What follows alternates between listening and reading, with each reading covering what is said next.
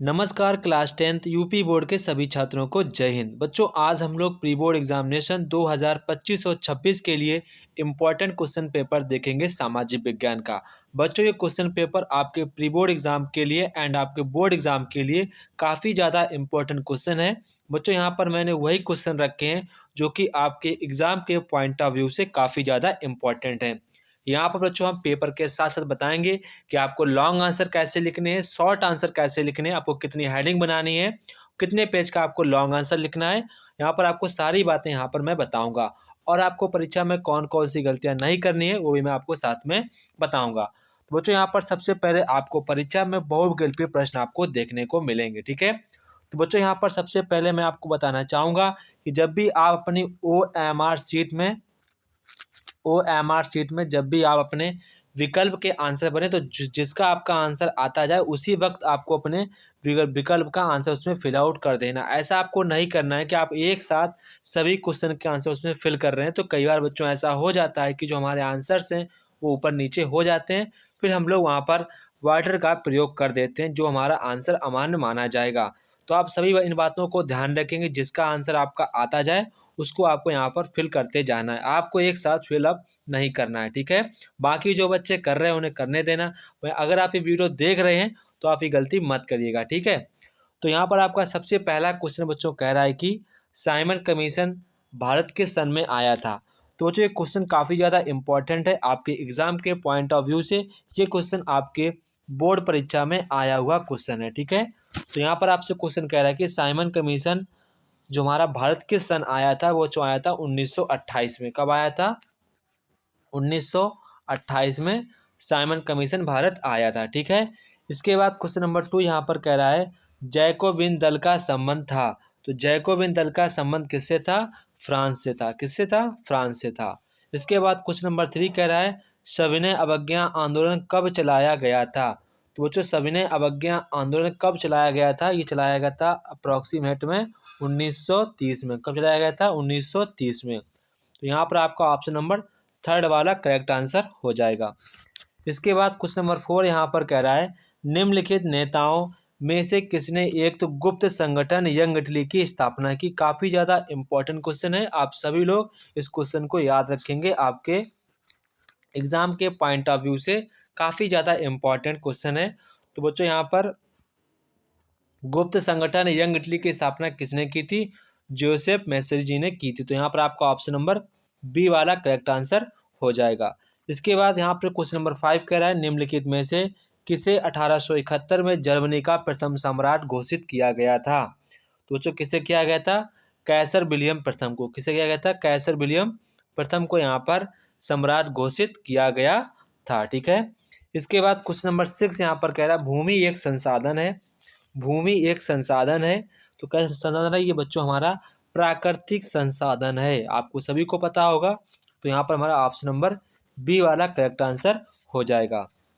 इसके बाद question number 7 यहाँ पर बच्चों कह रहा है कि कपास की खेती के लिए सबसे उपयुक्त भूमि कौन सी है। ये भी आपके बोर्ड के एग्जाम के लिए काफ़ी ज़्यादा इंपॉर्टेंट क्वेश्चन है, तो आप सभी लोग इसको ध्यान रखेंगे, ठीक है। तो बच्चों, कपास की खेती के लिए सबसे ज़्यादा कौन सी भूमि अच्छी होती है? काली मिट्टी। कौन सी होती है? काली मिट्टी, ठीक है। इसके बाद क्वेश्चन नंबर 8 यहाँ पर कह रहा है इनमें से कौन सी रबी फसल है। तो यहाँ पर आपको बताना है कौन सी जो हमारी फसल है वो रबी फसल है। तो यहाँ पर जो हमारा चना है, चना जैसे कि चना हो गया, गेहूं हो गया, ये सारे के सारे आपके रबी फसल के उदाहरण होते हैं। तो यहाँ पर आपका ऑप्शन नंबर बी वाला करेक्ट आंसर हो जाएगा, ठीक है। राई भी इसी में आता है, ठीक है। इसके बाद क्वेश्चन नंबर 9 कह रहा है बंगाल में पहली जूट मिल कब शुरू हुई थी। तो बच्चों, बंगाल में पहली जूट मिल कब शुरू हुई थी? 1859 में। कब हुई थी? 1859 में। तो यहाँ आपका ऑप्शन नंबर बी वाला करेक्ट आंसर हो जाएगा। इसके बाद क्वेश्चन नंबर 10 कह रहा है निम्नलिखित में से किस राज्य में सीढ़ीदार खेती की जाती है। सभी को पता है सीढ़ीदार खेती किस राज्य में की जाती है। तो बच्चों, की जाती है उत्तराखंड में। किस में की जाती है? उत्तराखंड में, ठीक है। क्योंकि उत्तराखंड जो हमारा ये पहाड़ी एरिया है तो यहाँ पर खेती को सीढ़ीदार बनाकर किया जाता है, ठीक है। इसके बाद क्वेश्चन नंबर 11 यहाँ पर कह रहा है श्रीलंका में कौन सा बहुसंख्यक वर्ग है। ये क्वेश्चन आपके एग्जाम के पॉइंट ऑफ व्यू से काफ़ी ज़्यादा इम्पोर्टेंट है। तो बच्चों वहाँ पर जो हमारा बहुसंख्यक वर्ग था वो सिंघली था। सिंघली के लोग ही श्रीलंका में यहाँ पर सरकार को डिसाइड करते थे कौन सी सरकार बनेगी। आपको इतिहास ये पता होना चाहिए अगर आप सामाजिक विज्ञान को ढंग से पढ़ते हैं तो, ठीक है। इसके बाद क्वेश्चन नंबर 12 कह रहा है कि निम्नलिखित देशों में कहाँ संघात्मक शासन नहीं होता है। तो बच्चों सबसे पहले हम लोग जानेंगे संघात्मक शासन क्या होता है। तो बच्चों यहाँ पर संघात्मक शासन का मतलब होता है कि केंद्र एंड आपका जो राज्य है इसके पास अलग पावर होंगी, इसके पास अलग पावर, मतलब कि जो आपका पावर्स है वो आपका डिस्ट्रीब्यूट हो जाएगा, मतलब कि उसे बांट दिया जाएगा, ठीक है। जैसे कि आपको पता है आपके सेंट्रल गवर्नमेंट आपके पीएम है यानी कि मोदी जी हैं, और जैसे अगर यूपी से हैं आप एमपी से हैं कहीं पर हैं तो आपके राज्य के कोई ना कोई यहाँ पर मुख्यमंत्री होंगे ही होंगे। तो ये आपका बच्चों यहाँ पर ये आपके स्टेट गवर्नमेंट है, ये आपकी सेंट्रल गवर्नमेंट है, तो इनके पास पावर्स अलग अलग होती हैं। मतलब कि हमारे यहाँ एक व्यक्ति शासन नहीं चलाता है, शासन बटा होता है, इसी को हम लोग क्या कहते हैं, संघात्मक शासन कहते हैं, ठीक है। तो यहाँ पर कह रहा है संघात्मक शासन नहीं है, ठीक है। तो यहाँ पर आपसे कह रहा है नहीं है, ठीक। तो यहाँ पर आप देखेंगे कि यहाँ पर जो भारत में संघात्मक है एंड बेल्जियम भी संघात्मक है, संयुक्त राज्य अमेरिका में भी संघात्मक है, पर यहाँ पर कह रहा है कि नहीं है। मतलब कि यहाँ पर आंसर क्या हो जाएगा, श्रीलंका। तो यहाँ पर हमारा आंसर हो जाएगा श्रीलंका। क्या हो जाएगा, श्रीलंका, ठीक है। ऑप्शन नंबर डी वाला करेक्ट आंसर हो जाएगा, ऑप्शन नंबर डी वाला, ठीक है। ये बच्चों अकॉर्डिंग टू मैं बोल रहा हूँ एनसीईआरटी के हिसाब से आंसर आपके बोल रहा हूँ, ठीक है। इसके बाद क्वेश्चन नंबर यहाँ पर 13 कह रहा है कि महात्मा गांधी जी का क्या विचार था। तो आपको बताना कि महात्मा गांधी जी थे उनका क्या विचार था। तो बच्चों महात्मा गांधी का विचार था धर्म को कभी भी राजनीति से अलग नहीं किया जा सकता है। तो यहाँ पर आपका ऑप्शन नंबर सी वाला करेक्ट आंसर हो जाएगा, ऑप्शन नंबर सी वाला, ठीक है। इसके बाद क्वेश्चन नंबर यहाँ पर 14 कह रहा है निम्नलिखित में से कौन सा राजनीतिक दल राष्ट्रीय पार्टी नहीं है। तो यहाँ पर हमारा समाजवादी पार्टी, कौन सा हो जाएगा, समाजवादी पार्टी, ठीक है। इसके बाद क्वेश्चन नंबर 15 कह रहा है कि निम्नलिखित में से कौन सा लोकतंत्र से संबंधित नहीं है। तो यहाँ पर आपको बताना कौन सी चीज़ है वो लोकतंत्र से संबंधित नहीं है। तो पारदर्शी शासन, वैध शासन, उत्तरदायी शासन, इनमें से सभी, ठीक है। तो यहाँ पर आपका ऑप्शन नंबर डी वाला करेक्ट आंसर हो जाएगा। इसके बाद क्वेश्चन नंबर 16 यहाँ पर कह रहा है कि निम्नलिखित में से किस वर्ष बांग्लादेश ग्रामीण बैंक की स्थापना की गई थी। तो बांग्लादेश में ग्रामीण बैंक की स्थापना कब की गई थी। तो ये बच्चों की गई थी 1980 में की गई थी।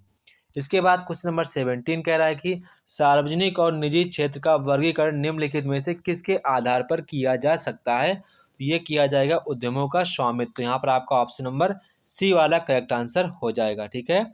इसके बाद क्वेश्चन नंबर 18 यहाँ पर बच्चों कह रहा है कि एक वस्तु का अधिकांशतः प्राकृतिक प्रक्रिया से उत्पादन सम्मिलित है। तो वो बच्चों किससे सम्मिलित है, प्रारंभिक क्षेत्र से। मतलब कि कोई वस्तु है सबसे पहले प्राथमिक क्षेत्र से ही होकर गुजरेगी, ये 100%। जैसे आप बिस्कुट खाते हैं तो बिस्कुट सबसे पहले गेहूँ कहाँ तैयार होता है, खेतों में, वो जो कि हमारा एक प्राथमिक क्षेत्रक है, ठीक है। तो यहाँ पर आपका ऑप्शन नंबर सी वाला करेक्ट आंसर हो जाएगा। इसके बाद क्वेश्चन नंबर 19 कह रहा है निम्नलिखित पड़ोसी देश में मानव विकास के लिहाज से किस देश का स्थिति भारत से बेहतर है। तो बच्चों किसकी है, श्रीलंका की स्थिति है भारत से बेहतर है, ठीक है। इसके बाद यहाँ पर कह रहा है विकास का महत्वपूर्ण घटक है। मतलब कि जो विकास है वो किसके तौर पर यहाँ पर मापन किया जाता है। तो वो बच्चों किया जाता है औसत आय के आधार पर किया जाता है। तो यहाँ पर आपका ऑप्शन नंबर ए वाला करेक्ट आंसर हो जाएगा। इसके बाद यहाँ पर आपसे खंड बा आता है। तो बच्चों यहाँ पर खंड बा में आपको निम्नलिखित प्रश्नों के उत्तर लगभग 80 शब्दों में लिखना है। मतलब कि यहाँ पर आपके लघु उत्तरीय प्रश्न है। कैसे हैं, लघु उत्तरीय आपके यहाँ पर प्रश्न दिए गए हैं। तो बच्चों यहाँ पर मैं लघु उत्तरीय प्रश्न की बात करूँ तो आप सभी लोगों को कम से कम बच्चों कम से कम आपको यहाँ पर 2 पेज का यहाँ पर लघु उत्तरीय यहाँ पर प्रश्नों का उत्तर देना पड़ेगा, ठीक है। और बच्चों यहाँ पर आपको ध्यान रखनी है कि विदाउट हेडिंग आपको नहीं लिखना, आपको सभी प्रश्नों में कुछ ना कुछ हेडिंग बनाकर ही लिखना है, ठीक है। आप हेडिंग बनाकर लिखेंगे तो आपकी जल्दी पेजिंग भर जाएगी और आपको अच्छे मार्क्स भी मिल जाएंगे, ठीक है। तो इन बातों का आप लोग ध्यान रखिएगा। तो यहाँ पर आपसे पहला ही क्वेश्चन कह रहा है कि 18वीं शताब्दी के अंत में भारत से कपड़ा निर्यात क्यों घट गया था, कारण बताइए।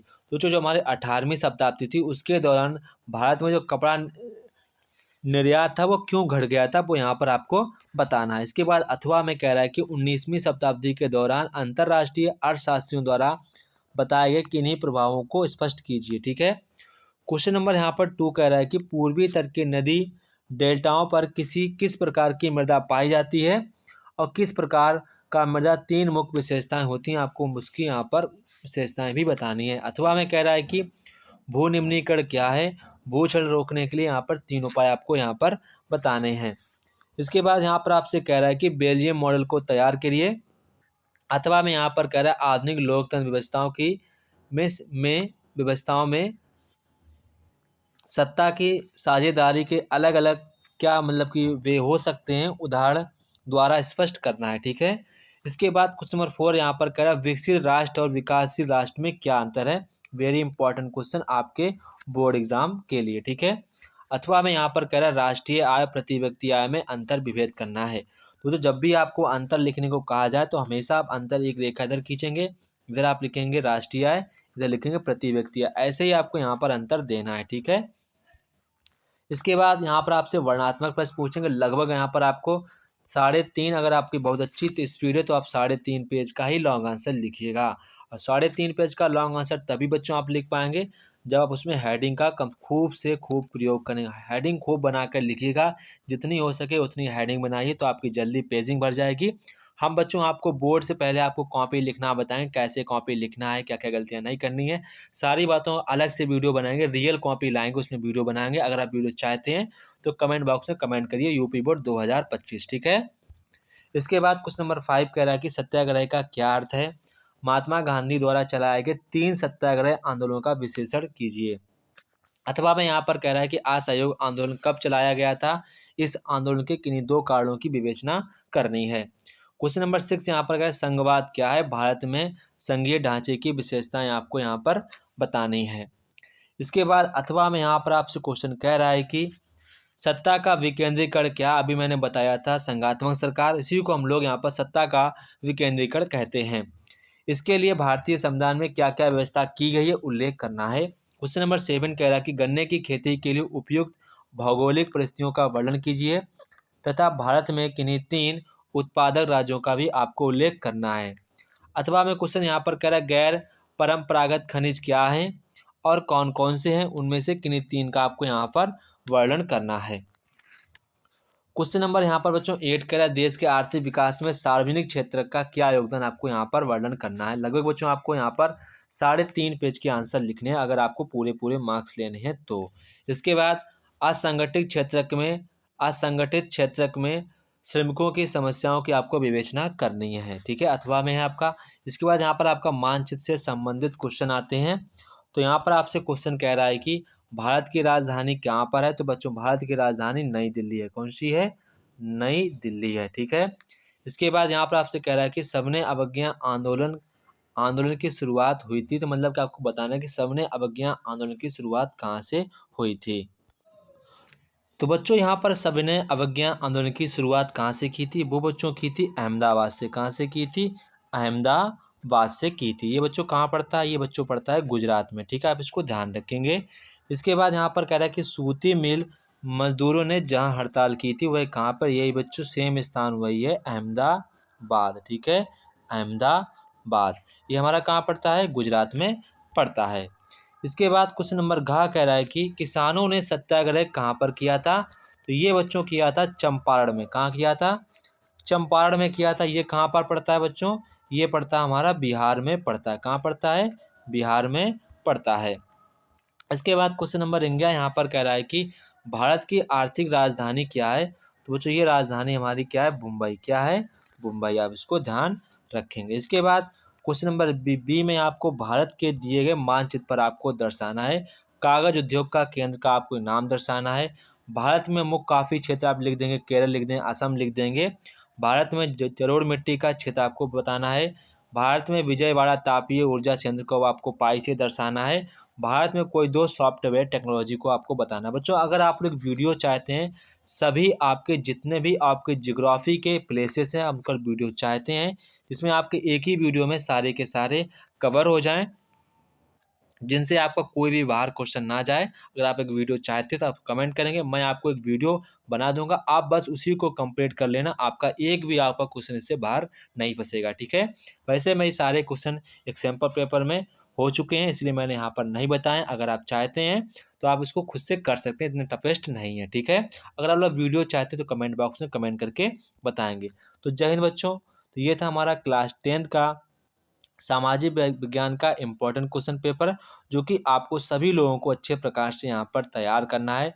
जो भी बच्चों आपका डाउट हुआ करे, जो भी आप ना कुछ भी आपको डाउट हो, सवाल ना लग रहे हो मैथमेटिक्स में कुछ भी, तो आप हमसे इस नंबर पर पूछ सकते हैं, हम आपका डाउट सॉल्व करेंगे, ठीक है बच्चों, अच्छे प्रकार से, ठीक है। तो आप सभी लोग यहाँ पर पूरा पेपर देख लेंगे, अच्छे प्रकार से तैयारी करेंगे। जय हिंद बच्चों, फिर मिलते हैं अपने नेक्स्ट वीडियो में, ठीक है।